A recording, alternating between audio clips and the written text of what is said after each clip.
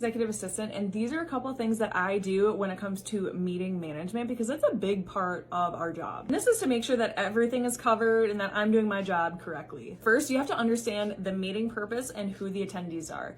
If you have a meeting where the CEO is involved and it's a bunch of executives, that's going to go a little bit differently than like if I was having a meeting with the rest of the admin in my company. If you are in charge of creating the agenda, you want to make sure that you have a very detailed one and you want to share it in advance. So for example, I have a meeting that's coming up. It's a strategic planning offsite.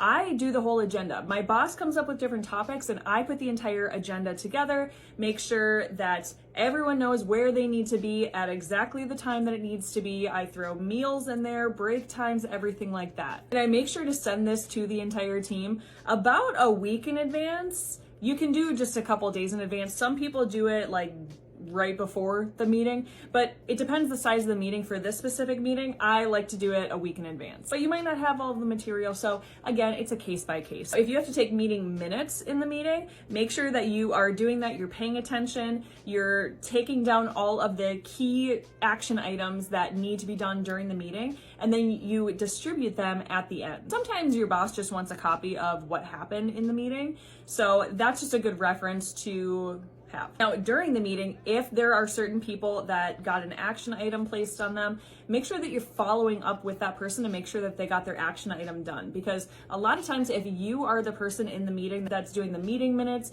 your boss will expect that you are the one that's going to follow up with the people that got the action items. So just have that on your radar, that even though this person is doing it, you need to be following up to make sure that this person did it. If you want to know more about mastering the fundamentals of being an executive assistant, I am dropping a free 3-day course on Administrative Professionals Day. Go to my store, make sure you save your seat because it's dropping on April 24th. I don't know if I'm ever going to do this training again because I should be charging for it because of how much info is going to be in it.